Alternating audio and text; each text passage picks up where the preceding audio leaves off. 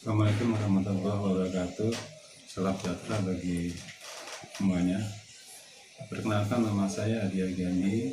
Saya sebagai Ketua Kompetensi Keahlian Konstruksi Gedung, Sanitasi, dan Perawatan di SMK Negeri 5 Surabaya. Pada kesempatan ini saya ingin memperkenalkan kompetensi keahlian konstruksi gedung, sanitasi, dan perawatan karena di SMK Negeri 5 Surabaya menjalankan waktu pembelajaran selama 4 tahun. Di kompetensi konstruksi gedung, sanitasi, dan perawatan ini ada beberapa mata pelajaran yang diikuti dari siswa mulai kelas 10, kelas 11, kelas 12 sampai dengan kelas 12. Di muatan peminatan kejuruan itu para siswa di kelas 10 yang pada waktu awal mereka akan mendapatkan materi simulasi komunikasi digital, fisika, kimia, yang 3 mata pelajaran itu juga ditambahkan kembali dengan dasar program keahlian, yaitu gambar teknik, kemudian mekanika teknik, dan dasar konstruksi bangunan dan teknik pengukuran tanah, yang itu akan ditempuh selama kelas 10 tadi. Kemudian untuk yang kelas 11 ini sudah menuju pada kompetensi keahliannya. Ada 5 mata pelajaran yang ditempuh oleh para siswa di konstruksi gedung, sanitasi, dan perawatan. Yang pertama itu konstruksi bangunan gedung, mulai dari kelas 11 sampai dengan kelas 13. Kemudian yang berikutnya yaitu sistem utilitas bangunan gedung. Kemudian yang ketiga itu perawatan gedung. Kemudian yang keempat estimasi biaya konstruksi, sanitasi, dan perawatan gedung.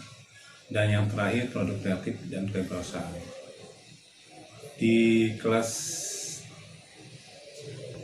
12 materi yang diberikan di 5 mata pelajaran di kompetensi keahlian itu memang jamnya cukup banyak, jadi makin meningkat dari waktu di kelas 10.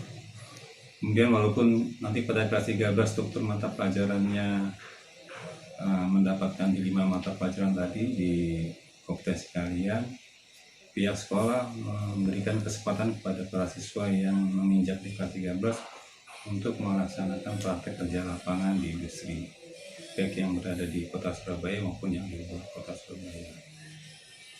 Untuk kompetensi keahlian gambar bangunan, konstruksi gedung, sanitasi, dan perawatan ini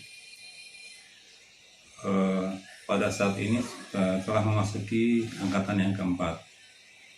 Jadi pada waktu sekarang ini sudah ada sampai dengan di kelas 13. Yang mana seperti saya sampaikan tadi, di kelas 13 siswa diberi kesempatan oleh sekolah untuk melaksanakan praktek kerja lapangan. Oleh karena di konstruksi gedung, sanitasi, dan perawatan ini menjadi tahun pertama untuk siswa yang mencapai yang kelas tertinggi, berkaitan dengan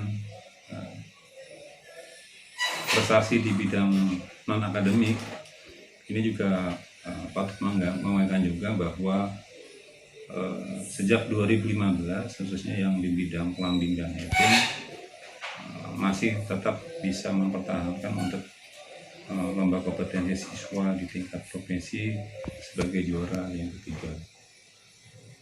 Ini terutama untuk yang angkatan yang pertama di KGSP yang pada saat sekarang sudah pada tahun yang keempat.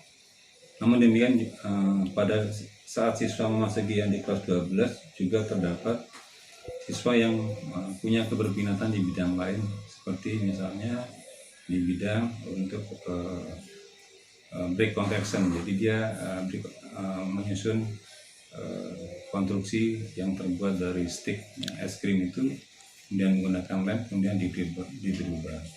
Ini juga peminatnya menurut yang saya amati juga cukup banyak. Hanya memang prestasinya belum dapat mencapai yang maksimal. Dalam arti mencapai juara pertama atau juara 3. Biasanya kegiatan ini dilaksanakan oleh lembaga-lembaga perguruan tinggi negeri maupun swasta yang ada di Surabaya maupun yang di luar Surabaya. Ini yang bagi saya juga patut membanggakan, jadi ada peminatan siswa. Di samping itu, di samping pelaksanaan pembelajaran di luar kelas, kami juga memberi kesempatan kepada siswa, terutama yang di kelas 12 pada semester yang terakhir, untuk mempersiapkan dirinya mewakili kelas, mewakili angkatannya untuk menjadi peserta dalam kegiatan lomba kompetensi siswa di tingkat provinsi maupun di tingkat nasional dalam bentuk kegiatan ekstrakurikuler. Biasanya kami menjalankan pada hari Jumat siang selama durasi waktu 4 jam di bengkel ataupun di lab sesuai dengan bidang lomba yang menjadi minat dari para siswa. Memang sementara ini 2 bidang yang kami fokuskan untuk pelaksanaan lomba kompetensi siswa di provinsi, yaitu untuk plumbing dan heating, dan yang kedua itu adalah bidang AutoCAD coding. Karena 2 bidang ini sebagian besar berkaitan langsung dengan mata pelajaran yang diikuti pada waktu siswa mengikuti proses mengajar, tapi dalam hal skill dan keterampilan itu memang dibutuhkan keahlian yang lebih tinggi daripada tuntutan yang ada di pembelajaran formal dalam arti mengikuti struktur yang ada di kurikulum.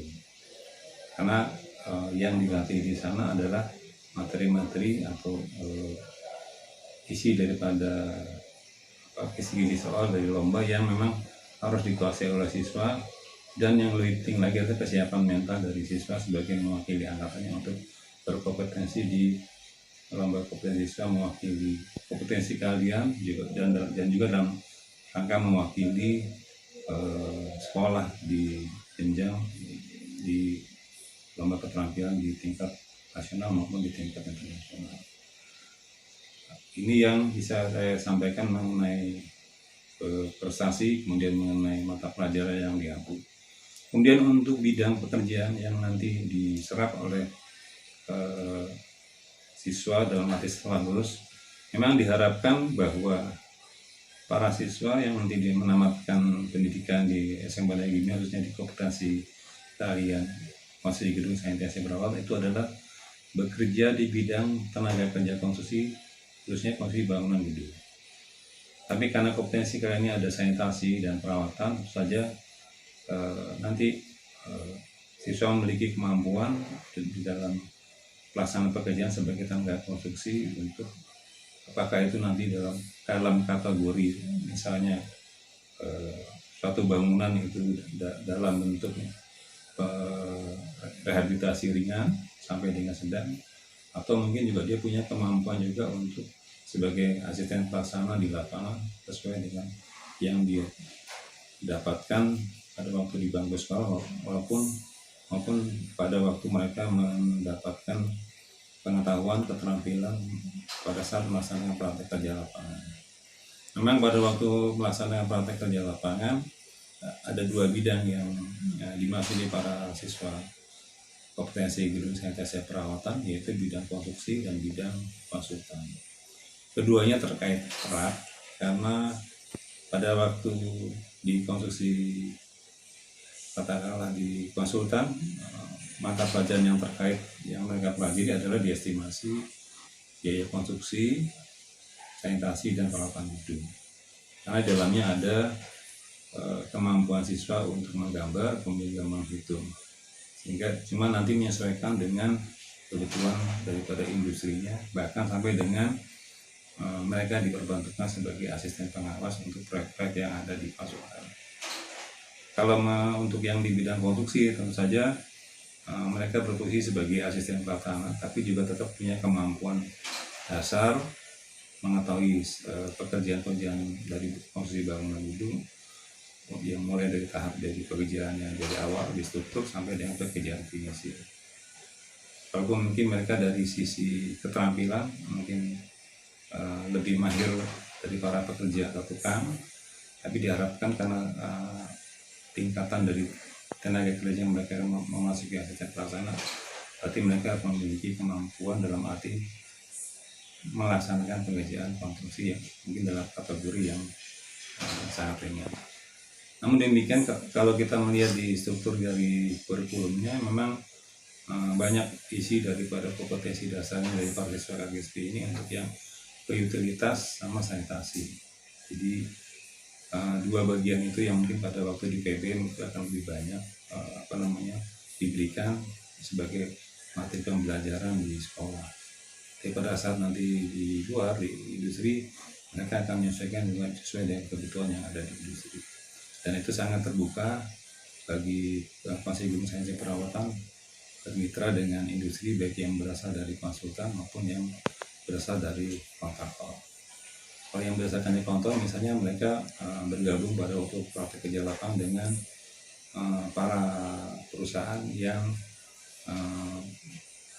melaksanakan pekerjaan pembangunan di katakanlah di bangunan gedung, apakah itu berupa properti atau di bangunan air yang memang sebagian rata-rata difokuskan untuk proyek yang dikerjakan oleh badan usaha milik negara yang mempunyai masa waktu atau pelaksanaan pekerjaan multi-year atau tahunnya yang panjang, sehingga mereka punya pengalaman di masing-masing bagian itu sesuai dengan progres yang dicapai oleh industri ini.